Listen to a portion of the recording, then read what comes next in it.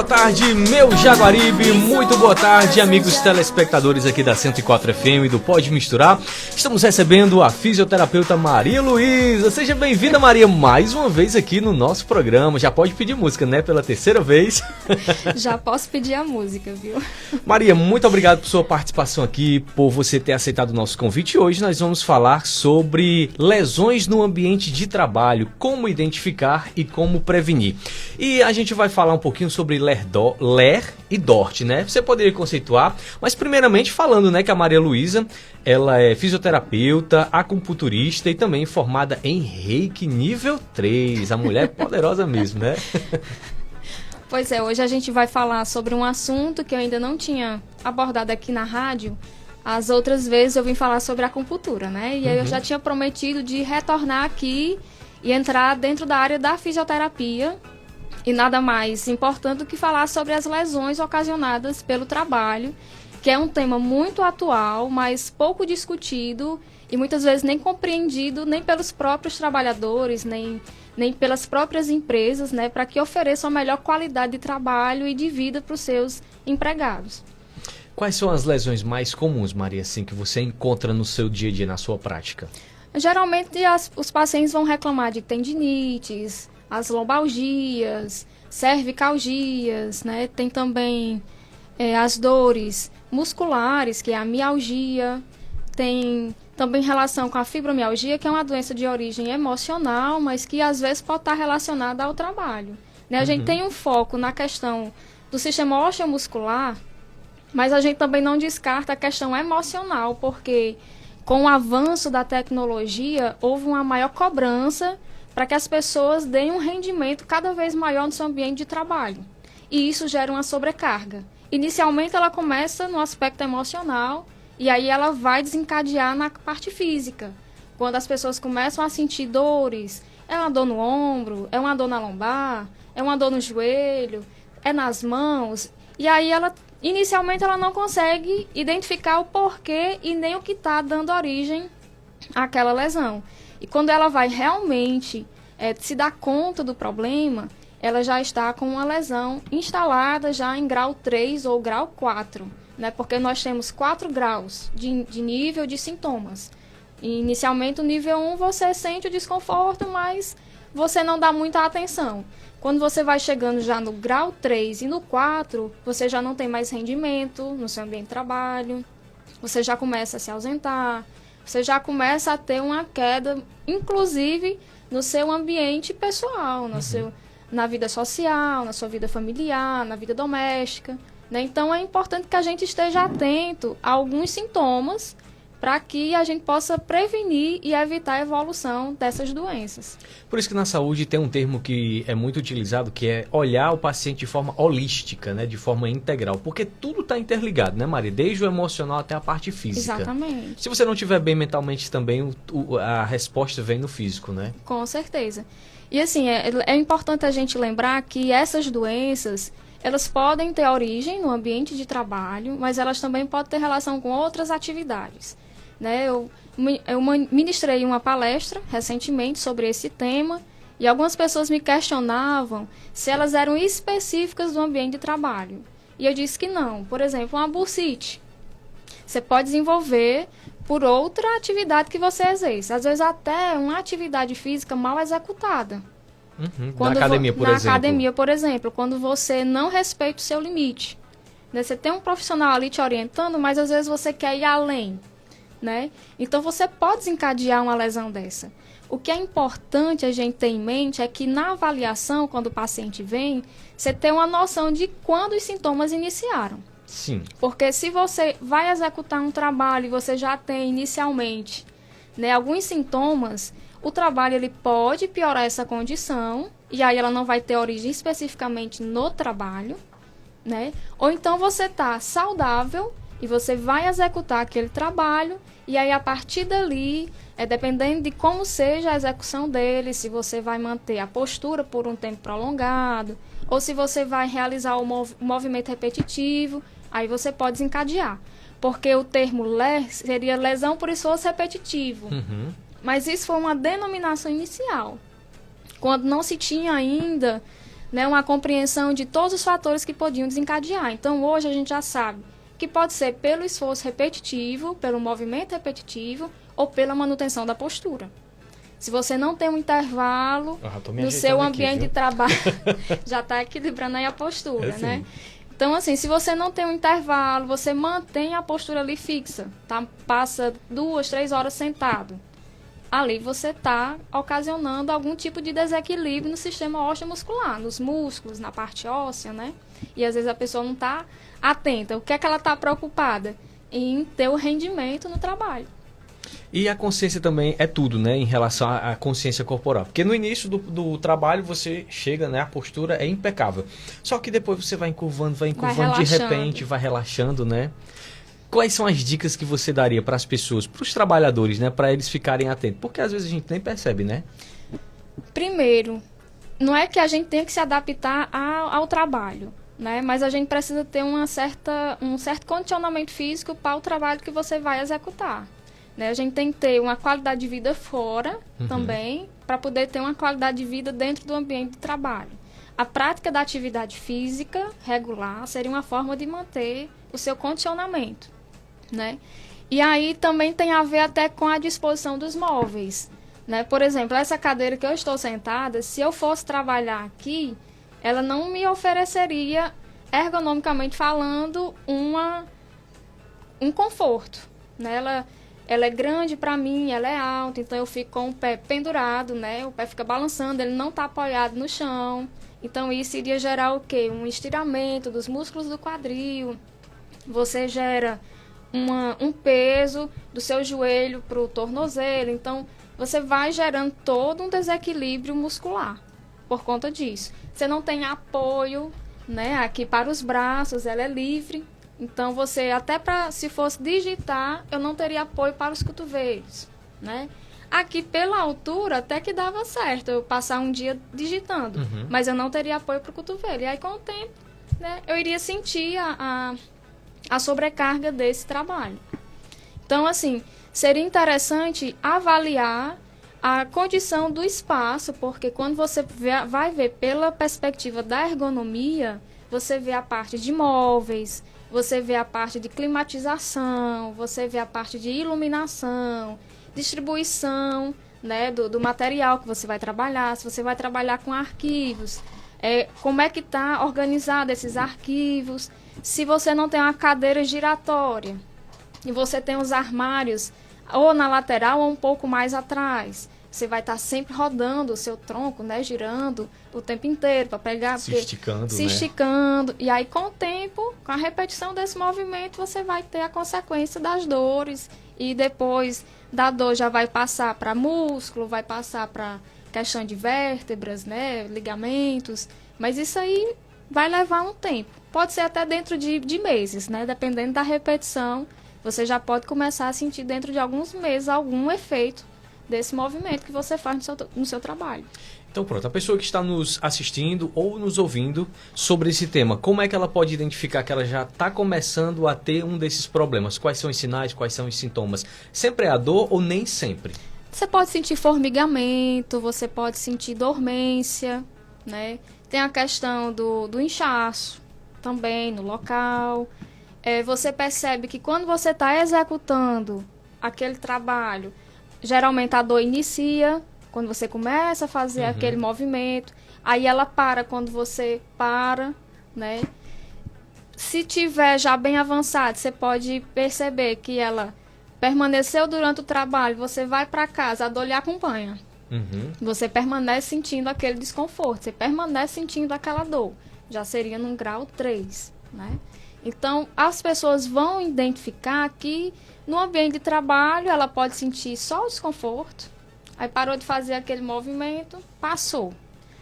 E depois, se ela continua a fazer, aí a dor volta, né? Então, com certeza, já tem origem do ambiente de trabalho aquela lesão. E essas lesões, Maria, elas podem ser incapacitantes? Pode. Ela pode gerar uma incapacidade e ela pode gerar uma limitação. A incapacidade ela pode ser parcial ou total, que seria a incapacidade parcial. Você pode até ficar ainda no seu ambiente de trabalho, mas você já não vai poder mais, às vezes, nem executar a mesma função que você fazia. Se for incapacidade total, você nem continua mais trabalhando, né? Já vai levar a um afastamento das suas atividades. E aí, você vai ter que passar pelo tratamento, lembrando que todas essas doenças, elas têm tratamento.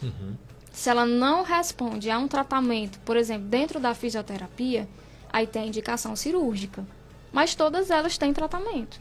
O que acontece é que muitas vezes as pessoas acham que ali já é um passo para a aposentadoria, para o afastamento total. Às vezes até reclamam, porque eu fui pedir o benefício e foi negado. Porque provavelmente você ainda tem condições de continuar no seu trabalho. Né? O que você pode ainda fazer é remanejamento da função, né? O empregador diminuir o seu ritmo, né, de trabalho, colocar você numa função que exige menos, mas infelizmente alguns já procuram até para a questão de aposentadoria. A gente elabora, às vezes, a pedido de algum paciente, algum documento para apresentar numa perícia, né, do que ele tem feito, da evolução, o que é que ele vai estar sentindo. Né? No caso do fisioterapeuta, a gente não dá o diagnóstico médico, a gente tem que descrever o diagnóstico cinético-funcional dentro da capacidade dele, da limitação que ele vai ter, seja no ambiente de lazer e no ambiente de trabalho, e ali ele vai levar para uma perícia. Aí vai depender da visão do perito, né? Do que ele vai analisar da sua condição e da avaliação física também. Porque não adianta você dizer que está com um quadro, mas fisicamente você apresentar outro. Né? Tem que ter prova, né? Tem que ter provas, exatamente. Você tem lá o documento, mas fisicamente você tem que estar de acordo com aquilo que você apresentou no seu documento.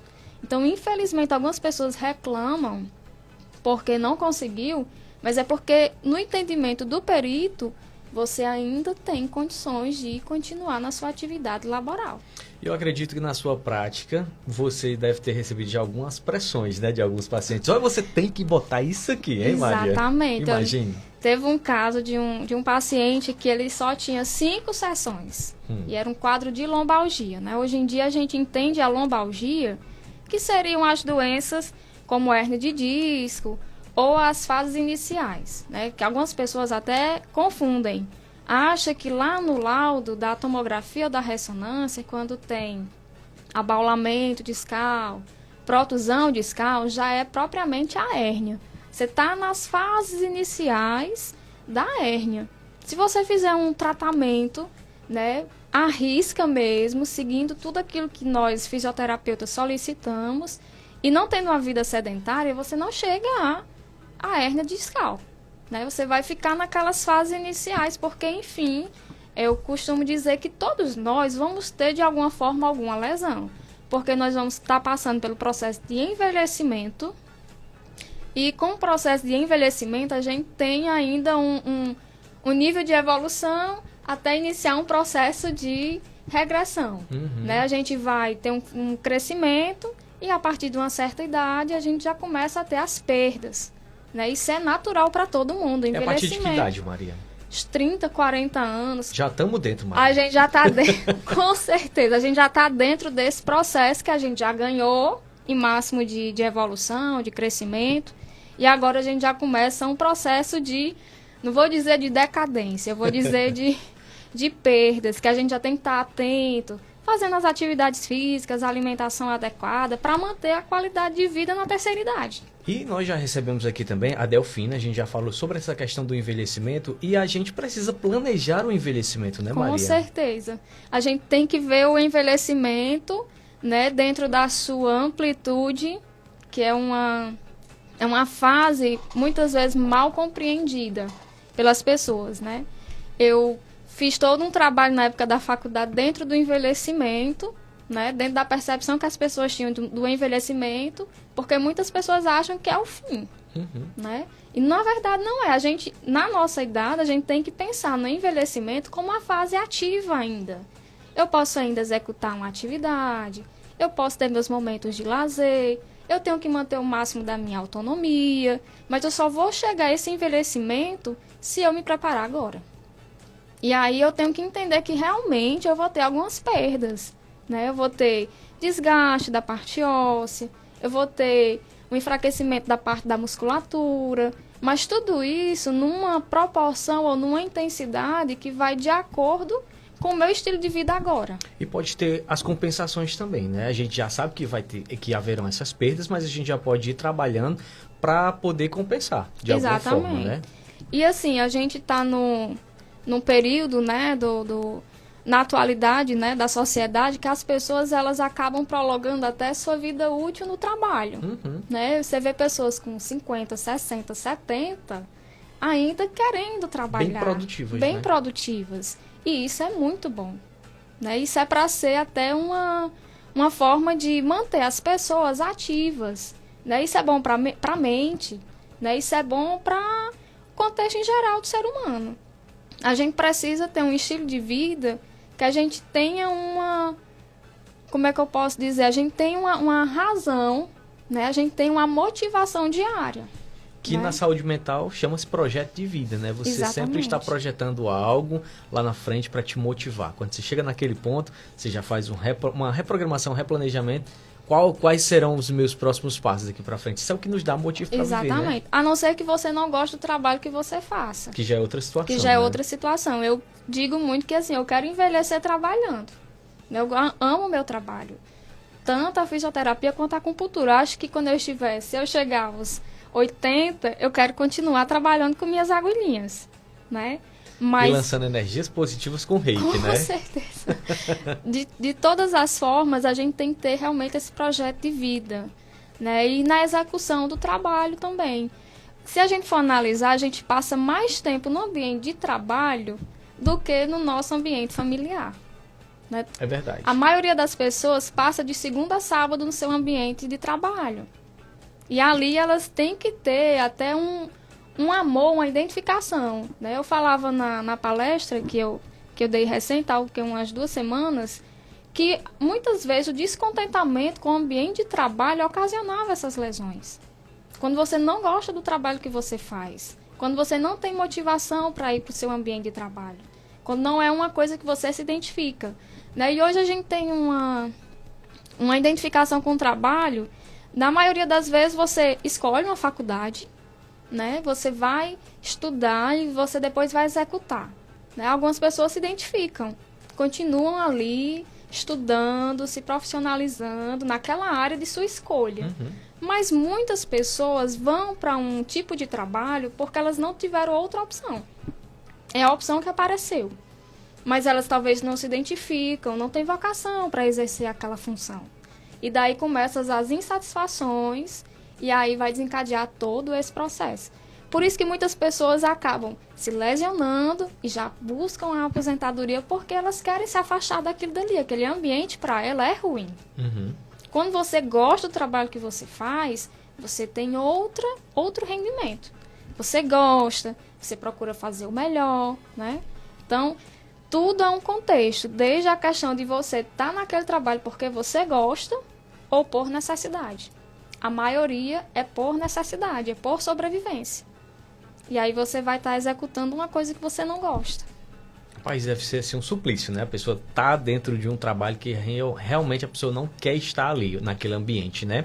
E a dica que a gente dá é, permaneça nesse ambiente até o momento que você puder, mas assim que você tiver a oportunidade, mude, né, Maria? Exatamente, eu acho que... Para ter uma qualidade de vida e saúde mental. Com certeza. As pessoas precisam abrir a mente no sentido de que tem que buscar sempre o seu melhor.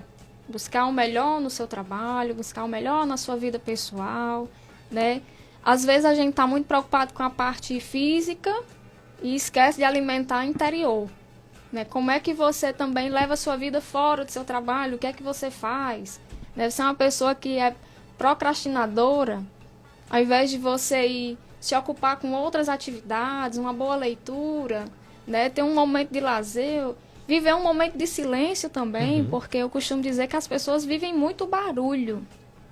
Se vai dormir, está com a televisão ligada, são várias telas ali direto, é celular, é tablet, é computador, é televisão. E isso gera uma uma aceleração da sua mente. Sua mente ela não consegue parar, ela não consegue relaxar. E esse movimento, né, toda essa questão de você não conseguir relaxar, você leva para o seu ambiente de trabalho também. Né? Dependendo do ambiente que você esteja, se já for de barulho, com máquinas, com muitas pessoas falando, ambientes fechados, né, isso aí você levar de segunda a sexta, de segunda a sábado, é muito estressante. E aí você sai daquele ambiente e você vai para o seu ambiente familiar e às vezes é um ambiente semelhante. E aí você começa a entrar no esgotamento. Não tem paz nunca, né? Não tem paz nunca. Né? Você não consegue silenciar, você não consegue relaxar de fato. Aí você tem noite ruim de sono, você não consegue dormir, no outro dia você, mesmo que tenha dormido, mas você não consegue descansar. Você acorda às vezes mais cansado, eu escuto muito. Olha, eu dormi a noite toda, mas eu acordei mais cansado. Por quê? Porque você não conseguiu desligar. Às vezes passa a noite agitado, ou acorda, né, várias vezes na noite. Então, são tantos pormenores, são tantos detalhes, né, que se a gente for analisar uma coisa, vai desequilibrando a outra e aí desencadeia as doenças. E eu acho que a primeira coisa para resolver esses problemas é a pessoa ter consciência, porque tem gente que está sufocada dessa maneira e não sabe nem porquê e nem como sair disso, né, Maria? Com certeza.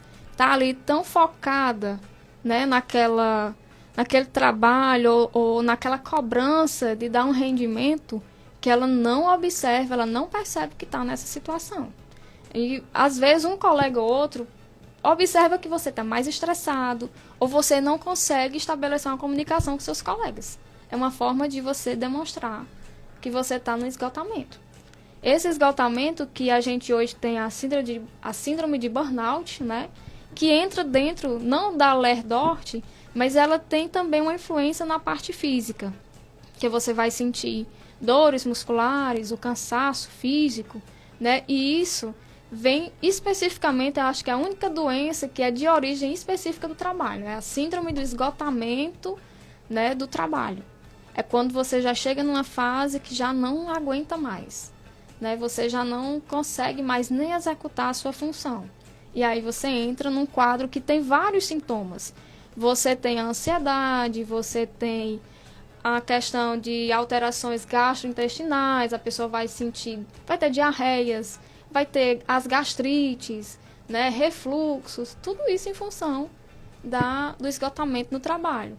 As insônias, falta de apetite, né, você já começa a não ir mais para o seu momento de lazer, você começa em casa a não ter mais um bom relacionamento, né, você já começa a entrar numa fase de isolamento.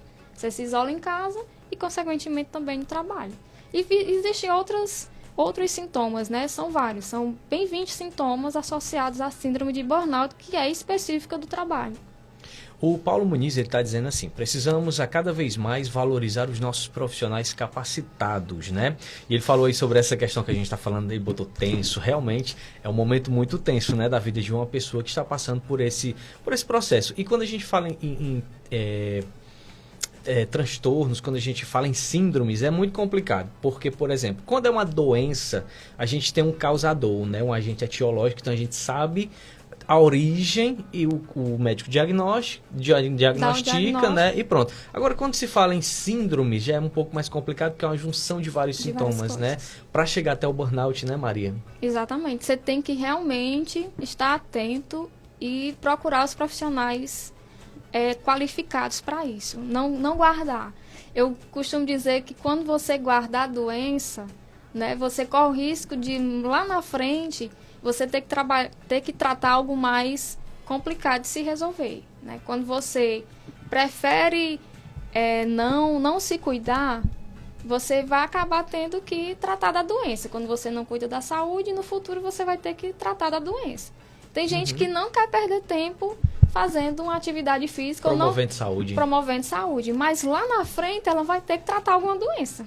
Que é pior, né? Que é pior, né? Então a gente precisa sempre pensar no futuro. O futuro da gente depende do presente hoje, né? Biblicamente, né, na visão cristã, né, pede para que a gente não se preocupe com o futuro, que a gente viva o presente. Só que se a gente viver bem o presente, o futuro será bom. vivendo bem o dia de hoje, futuramente será melhor. Exatamente. O que não pode é a gente deixar o presente hoje, né, acontecer de qualquer forma, fazer de qualquer jeito, porque aí lá no futuro realmente a gente vai ter as consequências. Maria, e em relação àquelas pessoas que a gente falou, né, sobre ambiente de trabalho externos, mas existem aquelas pessoas, principalmente após a pandemia, que elas estão trabalhando agora dentro de casa. E aí? Aí, às vezes, dentro de casa a gente tem aquele desleixozinho, né? A gente não se, não se liga tanto quanto em um ambiente de trabalho formal, né? Como é que você também falaria sobre esse público home office? Eu acredito que quem está trabalhando em casa, às vezes não tem nenhum equilíbrio de horário. Porque quem vai para uma empresa, ela tem um horário X de trabalho. Quem está no home office acaba extrapolando isso. E aí, ou ela trabalha em excesso, ou ela vai trabalhar de menos, porque a demanda de uma casa, né, para quem vai cuidar do seu ambiente familiar, ela vai também demandar tempo. E aí, eu acho que quando você vai trabalhar fora, você pelo menos você está saindo, você está se encontrando com pessoas. Quando você está direto dentro da sua casa, você está restrito naquele ambiente e você está lá tendo que dar conta do seu ambiente de trabalho e ao mesmo tempo você olhando o que você tem que fazer dentro de sua casa. Pode gerar também um quadro de estresse, porque você acaba não tendo equilíbrio de horário. Eu vou trabalhar de 7 às 11, pronto, ali eu paro. E aí eu retorno 1 hora. Não é todo mundo que vai ter esse equilíbrio, que vai trabalhar dessa forma. Essa disciplina, vai né? ter essa disciplina. Tudo é uma questão de equilíbrio e de disciplina. Em tudo.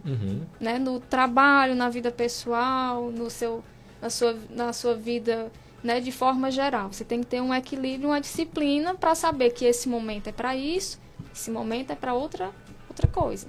Né? Eu tenho o meu momento de trabalho, eu tenho o meu momento de lazer, eu tenho o momento da minha espiritualidade, né? Da minha frequência, né? Na minha igreja de identidade, né? De identificação.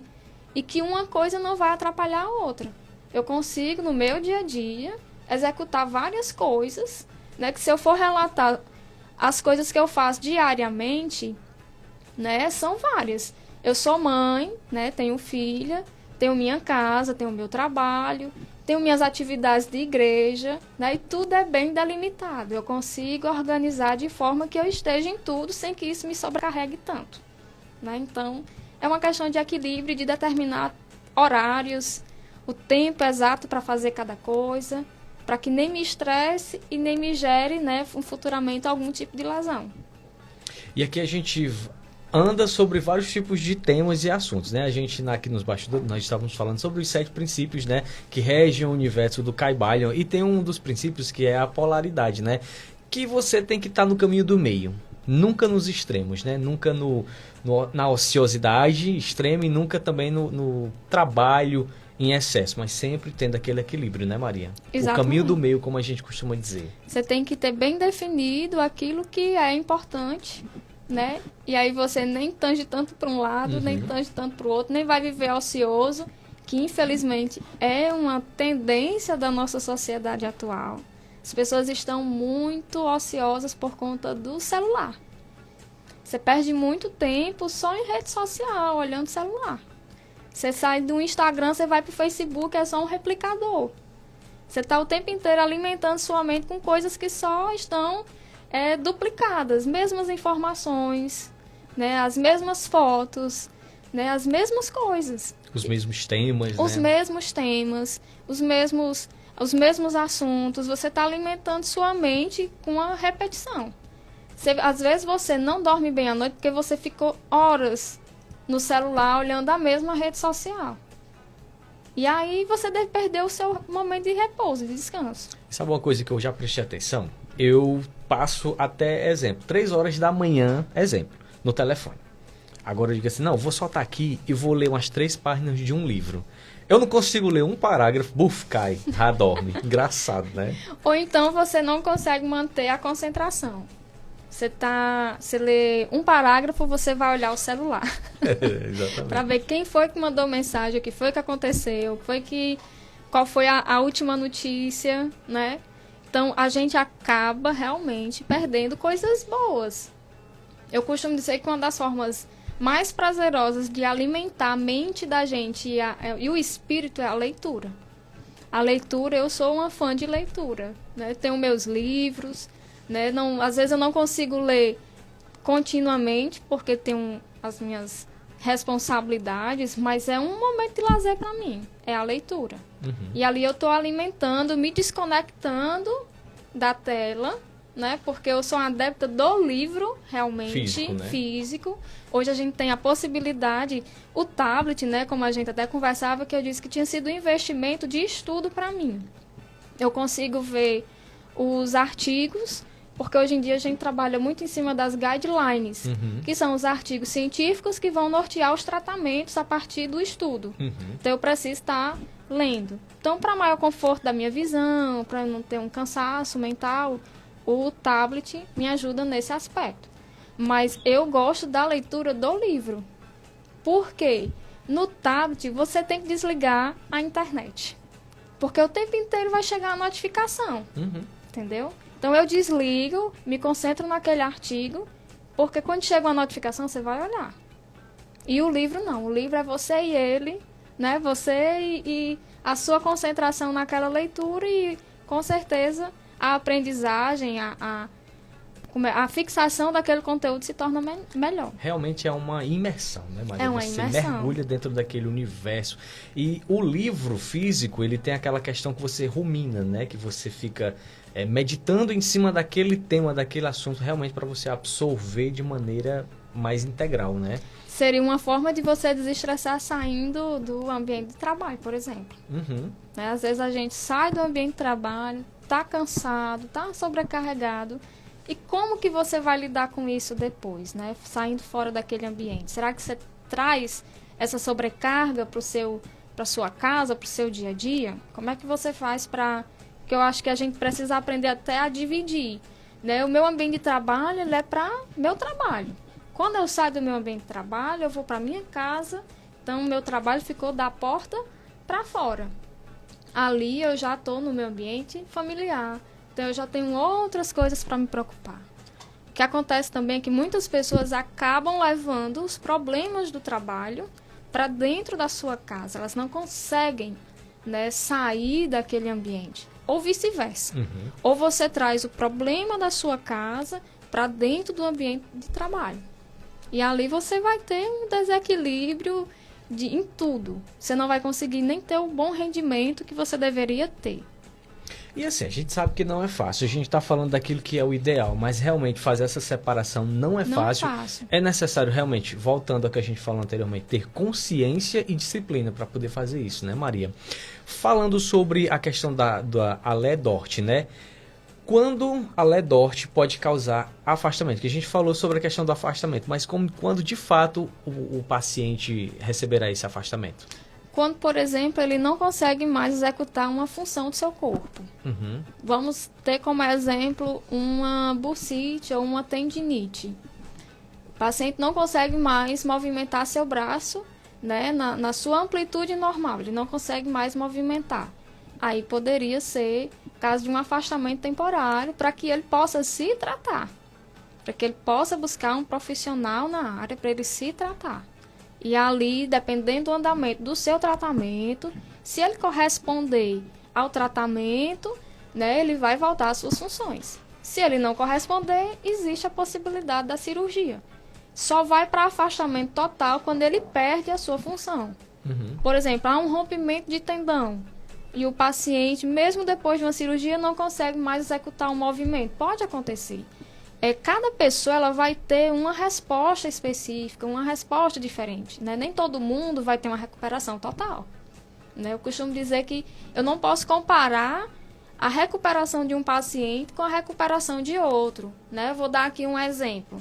2 pacientes com a mesma idade sofrendo fraturas. Olha, um com diabetes conseguiu consolidar a fratura, movimenta o braço perfeitamente. O outro não tem nenhuma comorbidade, mas já está há 4 meses sem consolidar a fratura. Então, o que é que eu posso pensar? Que cada pessoa vai ter uma recuperação específica, né? Eu não posso determinar que ambos vão ter a mesma capacidade de recuperação. Então, todas as doenças têm tratamento? Tem. Mas vai depender muito da própria resposta do organismo. Hoje, eu atendendo lá no centro de reabilitação, aí um paciente me perguntou, e aí, como é que a gente pode fazer em casa? Será que se eu me comprometer de fazer exercícios em casa, vai colaborar aqui com a fisioterapia? Eu digo, com certeza. Eu costumo dizer que no atendimento, no tratamento da fisioterapia, é 50% minha parte, 50% da parte do paciente.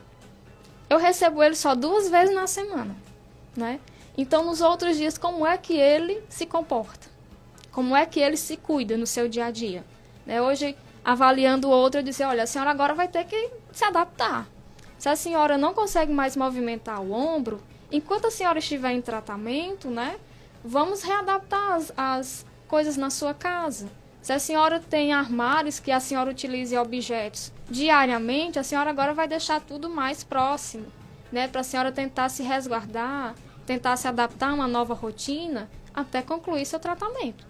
Quando a senhora concluir, a gente faz uma nova avaliação e vê como é que está a sua condição funcional. Se recuperou o movimento, se recuperou a força, porque a maioria vai ter fraqueza, vai ter uma formigação, não consegue mais executar, né, o movimento como antes. Maria, eu queria que você explicasse um pouquinho sobre essa palavra ergonomia no trabalho, certo? E assim, muitas pessoas que estão nos ouvindo ou nos assistindo através da nossa live, elas podem pensar assim, a partir desse conhecimento que eu acabei de adquirir aqui, eu quero mudar um pouquinho o ambiente do meu trabalho, certo? Ou então dentro da minha própria casa. Qual profissional eu posso pedir ajuda? Queria que você falasse sobre ergonomia e sobre essa dica. A ergonomia ela surgiu justamente para melhorar o ambiente de trabalho. Ela é uma área de estudo onde ela vai analisar as questões físicas e mentais e organizacionais do ambiente de trabalho para que o empregado tenha uma melhor qualidade de vida no trabalho. E ela vai desde o aspecto mental até a parte de física, de móveis, de organização. Por exemplo, se você trabalha num ambiente que tenha turnos, né? Você vai ter que adaptar melhor a questão de turnos, porque pode ser que algum profissional ele pegue mais carga horária de turnos sem alternância do que outros. Por exemplo, vamos pegar um enfermeiro que vai pegar vários plantões, um atrás do outro. Ele vai ter uma sobrecarga maior do que outros que têm um equilíbrio. Por exemplo, dentro de uma semana, ele pegar 3 turnos seguidos, né? Eu não sei como é que funciona a dinâmica, mas se ele trabalhar em excesso, ele vai ter, consequente, né, um problema no futuro. Eu tinha uma professora na faculdade, ela trabalhava na UTI, e ela disse que trabalhava exageradamente. Um dia, ela, no repouso, que lá eram as beliches, né? Ela acordou no chão já com a perna quebrada. Nossa senhora, a mulher caiu. Ela caiu de cima da beliche. E isso porque é excesso de trabalho e de cansaço. E com certeza ela deve ter tomado também algum remedinho, né, pra dormir. Pra dormir. E quando ela percebeu, ela tava no chão com a perna quebrada, da queda da beliche. Caramba. Aí o hospital, né, que ela trabalha no hospital de referência em Fortaleza, aí remanejou ela pra outra coisa, porque ela trabalhava na UTI. E ela pegava vários plantões. O colega se afastava, ela cobria. O colega precisava, ela ia. Sempre era ela. Ela tinha muito amor pelo trabalho, isso com certeza. Mas esse amor foi ao exagero do excesso do trabalho. Ela não soube o limite, né? Não soube o limite. E aí acabou de ela cair de cima da beliche e acordar com a perna quebrada. E até, Maria, quando você está fazendo alguma coisa que é o seu lazer, até você pode se lesionar, inclusive praticando algum esporte, né? Assim, vamos falar do nosso beach tennis, porque é o assunto que está no momento. Mas tem muita gente que está começando agora, mas assim, tem que ter calma, vá com calma, porque o seu corpo talvez não esteja preparado com condicionamento para aquele esporte naquela intensidade, justamente, né? Já recebi. Tenha calma. Já recebi no meu consultório umas 5 pessoas com queixas por conta do beach tennis. Uma pessoa foram com muita sede ao pote, né? Uma pessoa até me questionou, e agora, eu vou parar? Não, você vai se preparar para executar. O beach tennis, ele é um momento de lazer, mas ele tem um gasto físico, né? Você é um esporte. Então, você tem que se preparar para ele, né? Todos podem praticar? Pode. Agora, você tem que ter condicionamento para poder suportar. Eu atendi recente um rapaz, e aí ele disse que ficava 5 horas seguidas, né, jogando beach tênis. Eu disse, olha o exagero. Você passar, porque acho que é 1 hora, né, que você fica.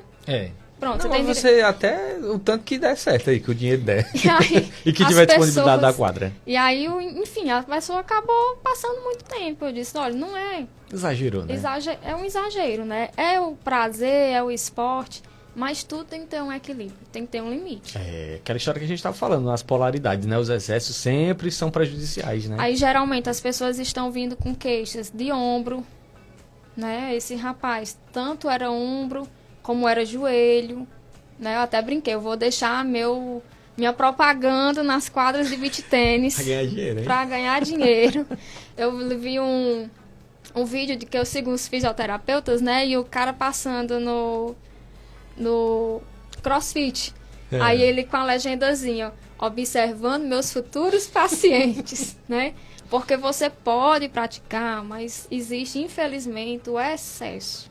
A falta de consciência, a falta de equilíbrio. Você tem que praticar uma atividade física, mas dentro do seu equilíbrio, né? Dentro da sua condição física, da sua capacidade, né? Infelizmente, as pessoas exageram e acabam lesionando realmente. Aí vem, né, procurar fisioterapia para resolver. Podia procurar na questão da prevenção, né? A gente não tem só o trabalho dentro da reabilitação. Uhum. Vem buscar a prevenção também, vem fazer o seu condicionamento. Exatamente, né? Para chegar já preparado. Para né? chegar já preparado lá, para ter o seu momento de lazer e ter o prazer que a atividade lhe proporciona, né? Daqui a pouco, minha gente, vai estar Maria Luísa com esse tabletzinho rosa em frente à Arena N, em frente à Arena 088, dizendo assim, vai amostradinho. Vai amostradinho, eu tô te esperando lá amanhã. Eu gosto assim, amostradinho. Amostradinho, você não... Pra você tá ótimo, né? Não, com certeza, não tô preocupado não. Tem mais cliente. Pelo contrário, agora com a divulgação, por favor, me procure, eu preciso pagar minhas contas. Sim. E em relação à questão da ergonomia dentro do ambiente de trabalho, quando a pessoa quer fazer a adaptação, qual é o profissional ideal? Existem os profissionais que têm a formação, que vai ter um curso de especialização na parte de ergonomia, né? No meu caso, eu não tenho especialização na área, mas eu fiz um curso em saúde do trabalhador pela Escola de Saúde Pública, e aí abrange vários assuntos, porque inclusive a ergonomia, e tem um curso de capacitação dentro da ergonomia. Mas aí, para que eu tivesse realmente o potencial, né, teria que ter um curso de especialização nessa área. Uhum. Porque aí você iria no ambiente, você faria um estudo da parte de imóveis, de equipamentos, né? Infelizmente, as empresas elas não têm como especificamente se adaptar a todos os seus funcionários, porque vai ter gente de todas as estaturas, de todos os portes físicos. E normalmente tudo é padronizado, né? Exatamente. A empresa, ela tem um padrão nos seus móveis. Eu acredito que até as empresas de móveis, né, de fabricação de móveis, deveriam pensar muito na elaboração do seu móvel, não só na parte estética, na beleza, mas também na parte de ergonomia, né? A gente tem que pensar que algumas pessoas vão passar um período prolongado ali utilizando aquela cadeira, aquela mesa, né? Então, hoje em dia, tudo tem que se pensar, porque você é como eu já disse no início, às vezes você passa mais tempo no seu ambiente de trabalho do que fora dele. Então, teria que procurar um profissional capacitado realmente nessa área, com curso de especialização, com capacitações, para que ele vá lá no seu ambiente, né, e oriente a altura de mesa, de cadeiras, disposição de móveis, iluminação, organização, né, a questão de organização entre turnos, entre colegas, né, também, a questão de orientar intervalos. Você tem que ter um horário específico, né, você tem que ter horário para ir no banheiro, para fazer um lanche, beber uma água, né. Infelizmente, tem pessoas que entram no ambiente de trabalho, às vezes vai lembrar de beber água já no fim do turno. Ainda bem que hoje em dia já tem essa moda, né, da garrafinha de água. Porque até um tempo desse o povo não ligava para isso não, né? Hoje as pessoas já andam para todos os lugares com as garrafinhas, né, já de é um ponto positivo, né? Mas porque é proporcionado pelo ambiente que a gente mora. Porque é muito quente. Né? Além de ser muito quente, é muito seco. Então a gente sente a necessidade mais da água, mas em outros ambientes, né, em outros estados, que às vezes é mais frio, as pessoas não vão ter tanta necessidade da água, né? Mas aqui a gente já tem uma necessidade pela questão do ambiente ser muito quente. E se você estiver em um local que é climatizado, como aqui na rádio, por exemplo, às vezes a necessidade da água também não é tanta, porque você está num ambiente que você não vai ter um gasto, né, de perda de líquidos, e às vezes a pessoa acaba esquecendo de beber água. Ou de ir no banheiro, que é uma questão que as pessoas dizem, eu estou inchando minhas pernas. Mas você reteu mais líquido, né? Às vezes você bebeu mais água, mas você foi no banheiro.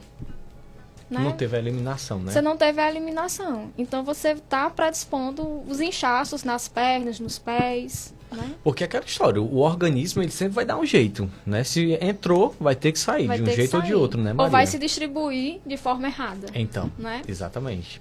E você que trabalha muito com essas drenagens também, que você sabe bastante um pouquinho, né? É mais ou menos nessa mesma lógica. Ou eu estou falando besteira?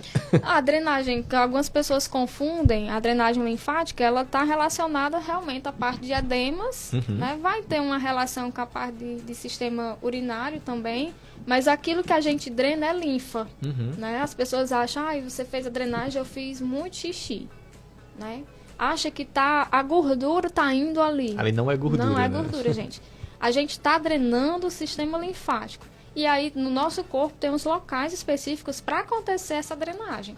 É axila, é virilha, né? A gente tem os troncos, né, linfáticos aqui no centro do tórax. É tanto que a drenagem linfática, ela nem é uma pressão tão forte, que tem pessoas que acham que a drenagem é para ser bem forte, né? Ela é um toque leve, apenas para você fazer um bombeamento, para levar essa linfa que ela tá caminhando junto com o sistema circulatório. Ela está ali junto com o sistema sanguíneo. E aí você está levando ela para o local que é para acontecer a sua absorção, que é nos troncos linfáticos, né? Que nesses locais que eu já falei. Que no caso a fisioterapeuta, ela só tá dando uma ajudinha ao corpo, né? Exatamente. Dando uma força, né? Um empurrãozinho. Na minha prática, realmente eu só trabalho com a drenagem quando é uma questão de trauma. Sim. Né? Algumas pessoas perguntam, você trabalha na parte de estética? Não, gente. Eu não trabalho com a parte de estética.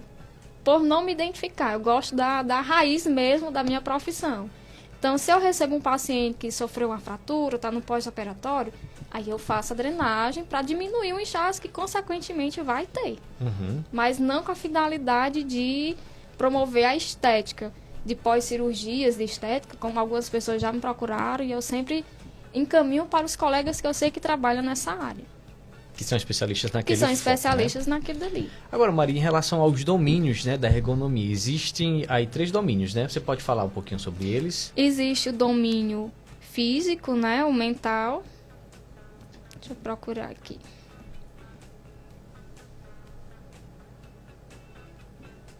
A ergonomia física, né, a cognitiva e a organizacional.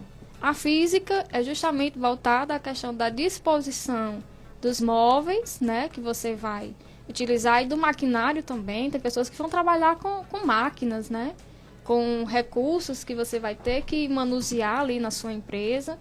A cognitiva seria a questão de você ter capacidade mental de executar aquele trabalho. Né? Às vezes você vai trabalhar você vai trabalhar na repartição e você não sabe mexer na impressora. Você foi capacitado para poder saber trabalhar com aquela impressora? Né? Aquilo dali pode gerar um estresse inicial, porque você vai de cara executar o trabalho e você não sabe trabalhar com a parte tecnológica. Né? E a parte de cognição, de aprendizagem, é justamente você oferecer ao seu funcionário a capacidade de executar. Né? De você chegar aqui e saber mexer no computador, de saber mexer na impressora, em qualquer objeto, né? Que hoje tudo é muito tecnológico. Né? Então, você tem que se adaptar, se adequar para usar esses recursos. E a questão da organização é justamente, né, você trabalhar com o equilíbrio de distribuição de funções. Né? Todo mundo ter a sua função bem definida, bem equilibrada, para que ninguém faça além da sua competência, né? E nem os outros fiquem ali fazendo menos do que o colega. Justiça, né? Justiça no ambiente de trabalho. O que acontece é que muitos são sobrecarregados. Né? Infelizmente, a gente vai ter um colega ou outro que vai sobrecarregar você. Né? E a gente tem que estar esperto. organiza, né, a demanda, o que é que vai ser feito naquele dia, para que todos façam de forma igualitária, sem sobrecarregar ninguém. Porque também não adianta você ultrapassar os seus limites e depois você ficar prejudicada, né? Por Exatamente. exemplo, Maria Luísa, hoje aqui, exemplo, vamos atender 50 pessoas, Maria Luísa vai ficar com 25, fulano vai ficar com 25, aí fulano faltou, aí Maria vai ficar com 50? Não tem condições, né? Ou remaneja, ou então vê as prioridades, né, Maria? Exemplo. Agora vamos falar sobre prevenção, Maria, porque nós falamos justamente sobre a questão do problema em si, a gente falou um pouquinho sobre prevenção, como prevenir para não chegar aos extremos. A questão da consciência postural é uma delas, de realmente aprender a sentar na cadeira. Opa, toda vida que ela fala isso já. Geralmente a gente senta numa postura extremamente relaxada, a gente senta dobrando a coluna, quando na verdade a gente deveria sentar, né, sobre o bumbum, sobre os isquios, né, que os isquios é uma estrutura óssea do nosso quadril e é sobre eles que a gente deveria sentar. E aí a gente acaba sentando, dobrando, né, a nossa coluna, e quando a gente vai levantar é quando a gente percebe que forçou. Você vai sentir um desconforto.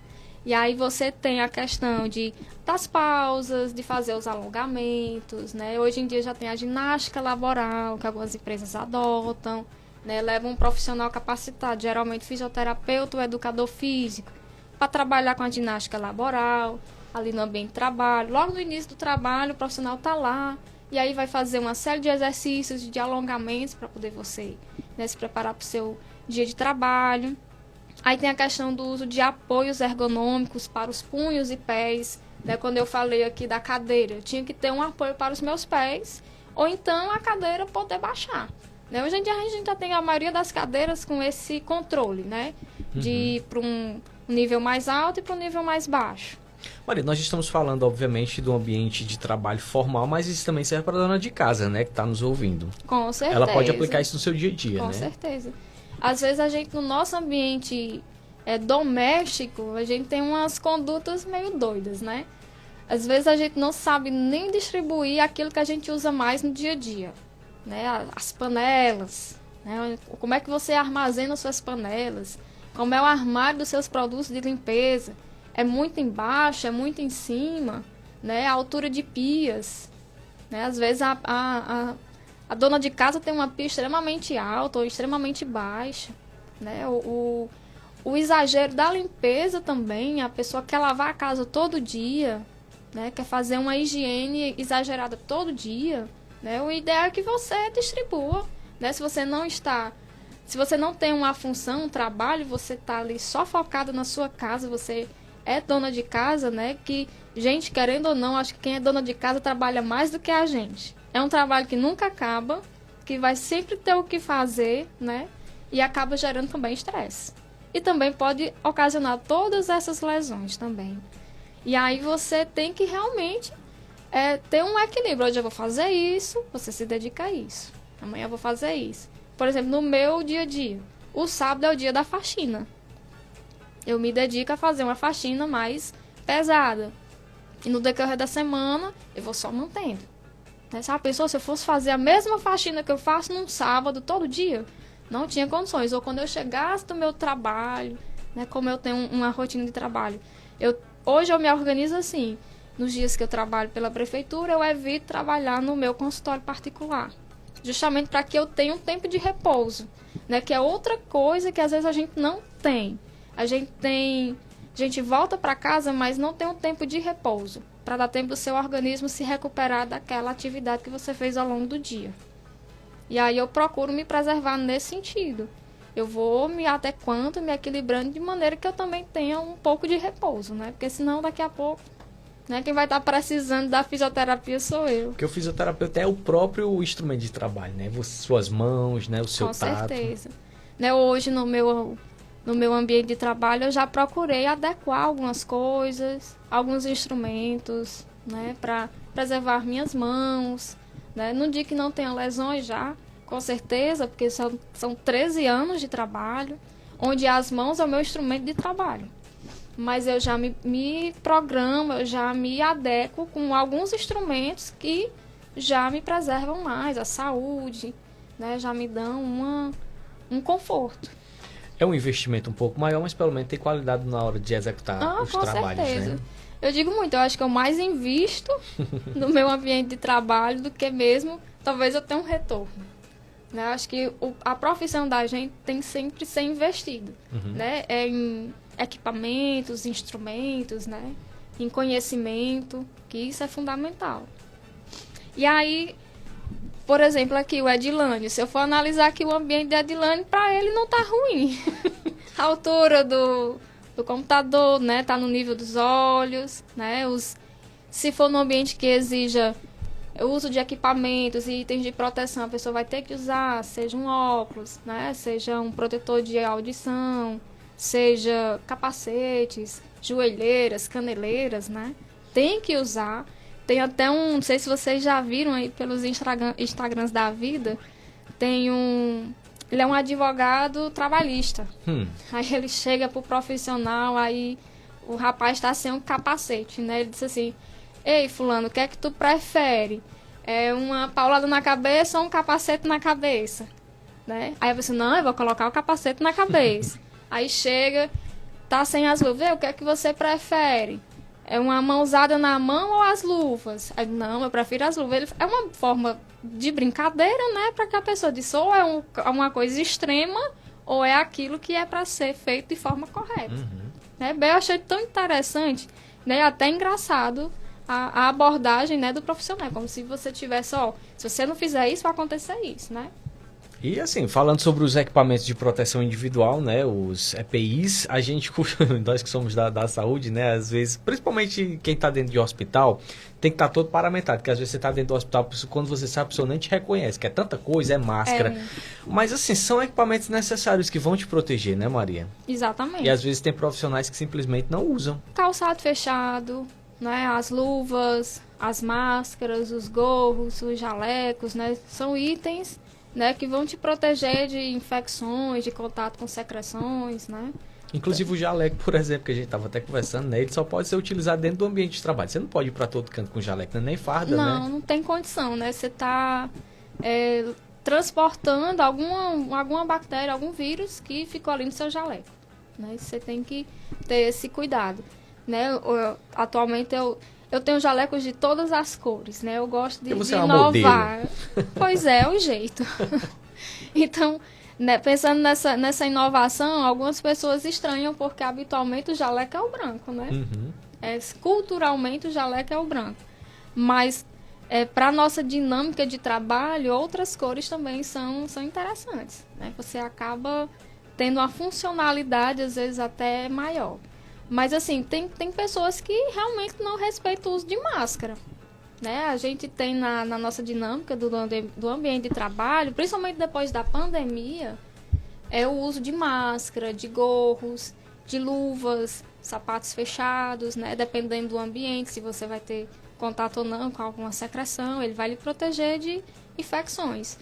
Eu lembro que na época que eu fazia faculdade, né, no laboratório de anatomia, um monitor ele teve uma infecção muito grave no olho, porque ele não respeitou o uso de óculos. Por causa das peças, né? Por conta das peças, e ele tinha que manusear as peças, né? Que, para as pessoas entenderem, as peças são as partes, né, do corpo humano, que quando vem para nosso estudo, o corpo não vem inteiro. Você vem só uma perna, você vem só uma cabeça, só um braço. E aí a gente precisa se proteger para fazer esse estudo e eles para fazer esse trabalho. E esse monitor, na época, né, não respeitou o uso do óculos. E aí lá, quando ele estava eliminando a parte da musculatura, né, a carne, para ficar só o osso, porque já era antigo, não tinha mais como a gente estudar a parte de musculatura nessa peça, e aí respingou, né, que aí vem a secreção, vem o próprio formol, que é para manter, né, aquela peça ali o máximo que pode.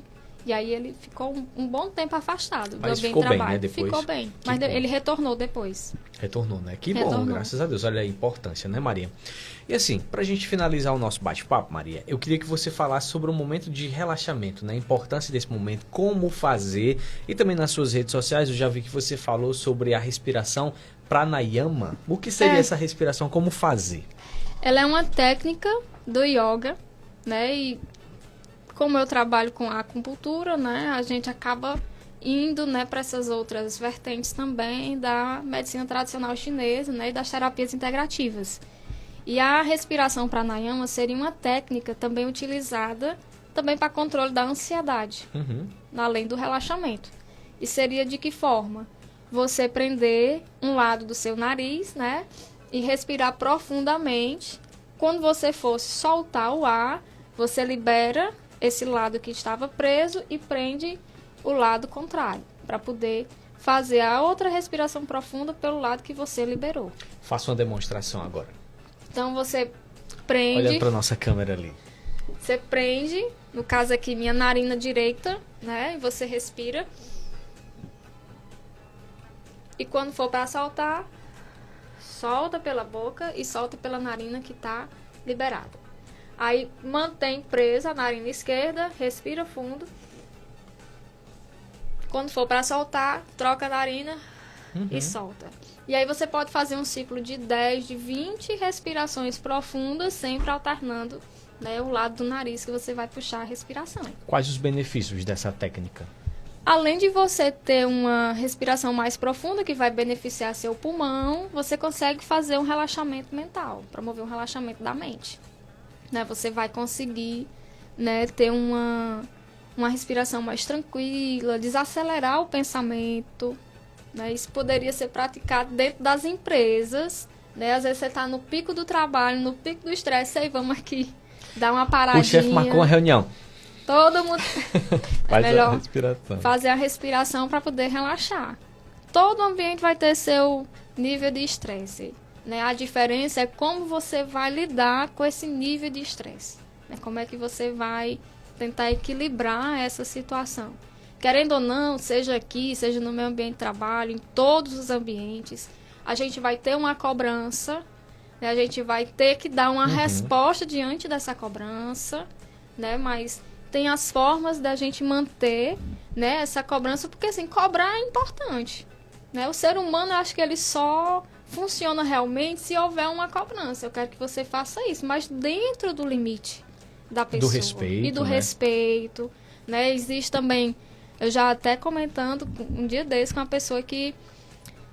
essa pessoa falando desses profissionais que tem que fazer esses vídeos, né, nos ambientes de trabalho. Porque hoje em dia chama mais atenção e tudo. Mas, por exemplo, a pessoa não é obrigada a fazer. Né? Alguns eu sei que fazem porque gostam. Se for analisar a rede social delas, elas já têm alguma coisa, né? Por lazer mesmo. Mas não é uma imposição, não pode ser uma imposição da empresa. Isso pode gerar um estresse, um adoecimento mental. Não é todo mundo que está disposto, não é todo mundo que está querendo fazer aqueles vídeos, se expor. Querendo ou não, há uma exposição a nível de rede social. Né? Como é que essa exposição vai repercutir? Né? Como é que essa pessoa vai lidar com aquela repercussão? Ou, sei lá, se a pessoa se sentiu ridícula. Né? Qual é a impressão que ela vai ter depois daquilo dali? Então, tem que se pensar e deixar, às vezes, até o empregado livre para escolher se vai fazer ou não. Ou então, você dá um adicional. Será caso ótimo, até né? de dar um adicional, porque isso não está no seu contrato. Você não foi contratado para fazer essa Porque função. tem uso de imagem também, Tem né? uso de imagem, né? Se todo mundo for analisar... Hoje em dia, eu acho que as pessoas fazem, a maioria, na brincadeira, porque às vezes até descontração para a equipe de trabalho. Mas nem todo mundo, né? Algumas pessoas realmente não vão querer fazer e tem que ser respeitado. Exatamente. Maria Luísa, doutora Maria Luísa Saldanha de Oliveira, quero que você fale um pouquinho sobre o seu espaço. Você tem um espaço aqui, né? Quais são os serviços que você oferta para a população? E as pessoas que estão nos assistindo e nos ouvindo, como elas podem te procurar? Eu atendo no particular, no Espaço Artemísia, que fica no Calçadão, na Travessa Sapereira, é o número 36. Eu tenho um perfil no Instagram, que é o marialuisa.doutora. Lá vocês podem acessar meu WhatsApp e vai entrar em contato diretamente comigo. E eu atendo terças, quintas e sextas, né, lá no meu espaço particular. Aí eu trabalho com a fisioterapia e com a acupuntura. Algumas coisas dentro da fisioterapia, enfim, o meu espaço não oferece tanto suporte, tanto recurso para algumas demandas. Aí eu oriento para outros colegas. mas boa parte das lesões traumato-ortopédicas, neurológicas, né, respiratórias, né, eu consigo atender no meu espaço. E com relação à acupuntura, né, acho que das outras vezes que eu estive aqui, eu sempre menciono que é uma das maiores buscas, né, geralmente as pessoas me procuram por quadros de ansiedade, insônias, né, as enxaquecas da vida, né, e aí tem algumas formas de trabalho que eu utilizo a acupuntura, não é só as agulhas, né, a sessão hoje de acupuntura, ela é composta pela ventosa, pela liberação miofascial, né, por uma massagem mais, né, mais forte, né, geralmente as pessoas vêm com queixas físicas e emocionais, então a sessão ela vai focar tanto na parte mental, que seria a acupuntura em si, e na parte física, que aí utiliza a ventosa, o gua sha, né, tem a moxa, que a moxa bustão é o que dá origem ao nome do meu espaço, que é o espaço Artemisia. A Artemisia é o nome de uma erva, que dá origem à moxa. Uma vez uma pessoa me perguntou, é o nome de sua mãe? Artemisia. Eu disse, não, é o nome de uma erva. É uma flor, né? Uma erva. É. Inclusive tem um símbolo, né, no seu Inclusive Instagram. o símbolo do meu Instagram é uma florzinha com agulha, né? E aí tem essas técnicas que a gente foca na questão física e mental. Auriculoterapia também, né, A Maria? auriculoterapia, Que eu acho tão interessante, é. né? Porque cada partezinha equivale a uma parte do nosso corpo, é mais ou menos isso? Nós temos um que a gente chama de microsistema na nossa orelha e vai ter pontos específicos que vão corresponder às diversas áreas do corpo. Então, na minha orelha, eu posso colocar uma agulha que vai estar ali trabalhando no meu joelho, na minha lombar, na minha cervical, nos meus órgãos internos, pulmão, coração, fígado, baço, estômago, tudo. Né? Você tem... Eu não sei se algumas pessoas já viram até a comparação que a nossa orelha seria um feto De cabeça para baixo, né? E realmente é o feto de cabeça para baixo. Que quando você vai ver a disposição dos pontos, né? Nessa região do lóbulo, onde a gente tem a maioria das mulheres o seu brinco, né? Corresponde à parte da cabeça. Você tem o olho, você tem a língua, você tem a mandíbula, né? Tudo aqui no lóbulo. Geralmente, né? Infelizmente, já perdi vários pontos, porque tenho vários brincos na orelha. A maioria de todas as mulheres que têm brinco perdeu o ponto que corresponde à visão. Né? O ponto que a gente coloca o nosso brinco, né, habitualmente, é o que corresponde à visão. Ainda bem que tem outro ponto que pode trabalhar a visão também, que é mais assim para a parte interna da orelha. Então, a gente não perde total, né? Mas se eu for analisar, já perdi um bocado. Porque tem um você adepto ao brinco, né, Maria? Porque na época eu não tinha conhecimento. Aí só foi furando. E foi assim, só furando. O nível de eficácia é muito grande, né? Realmente você percebe. Quando você aplica um ponto ali naquela pessoa, a pessoa já sente um diferencial, né, Maria? Porque o que a acupuntura faz é estimular seu corpo a liberar substâncias curativas, né? A gente tem toda a parte hormonal que vai equilibrar isso, temos as substâncias, né? Endorfina, noradrenalina, tudo isso que nós temos uma capacidade de auto-regeneração, de auto-recuperação do corpo, né? Você pega um resfriado, você não tomou nada, mas com 7 dias você tá bem. Por quê? Porque seu corpo, ele por si só, pela sua capacidade, sua natureza, ele foi, né, trabalhando para se recuperar daquele resfriado, daquela gripe. E o que a acupuntura faz é justamente estimular isso. Muito bem. Maria Luísa, quero agradecer demais aqui a sua participação. É sempre muito bom bater um papo com você. Se não fosse assim, por questões de horário, a gente passaria aqui até 7 horas, porque tem muito pano pra manga, né, não, Maria? Amigos de longas datas também. E tem muito assunto, né? Maria Luísa, fisioterapeuta, acupunturista, formada em Reiki nível 3. Depois a gente vai falar sobre o Reiki também, é um assunto bacana, né, Maria? Muito obrigado, viu, por sua participação. E saiba que você será convidada outras vezes aqui. Eu que agradeço, né? Agradeço sempre o espaço, já acho que é a 4ª vez que eu venho, né? E é sempre muito bom, é uma vitrine pro trabalho da gente, né? Às vezes eu tô conversando com alguém, a pessoa, eu não sabia que você trabalhava com isso, né? Eu digo, trabalho já há um bom tempo, porque fisioterapeuta são 13 anos e a acupunturista são 7, né? Então já tem uma estrada, já tem uma caminhada. Eu sei que a minha maior propaganda até hoje foi aquela feita boca a boca. Veio, fez o atendimento, gostou e vai levar uma excelente referência. Mas hoje em dia a gente não pode depender só dessa ferramenta, né? ferramenta, né? Você tem que trabalhar hoje em dia focado também na questão das redes sociais, na divulgação do trabalho que você faz, né? Então, assim, a rádio é uma ferramenta importantíssima para isso também. Das primeiras vezes que eu vim, teve pacientes que foram por conta da entrevista na rádio. Olha que bacana, porque né? não sabia que eu trabalhava com isso e ouviram a entrevista e foram, né, para conhecer o atendimento e fazer o tratamento comigo. E com certeza essas mesmas pessoas, depois do tratamento, multiplicaram, né? Foram falando para certeza. outras pessoas. Com certeza.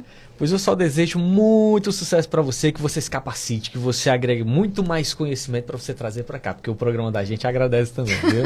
Com certeza. Sempre que precisar é só chamar que a gente tá aqui. Muito bem. Você que está nos ouvindo em casa, a gente volta daqui a pouquinho. Fica na sintonia. Já já a gente está de volta. Tá bom demais!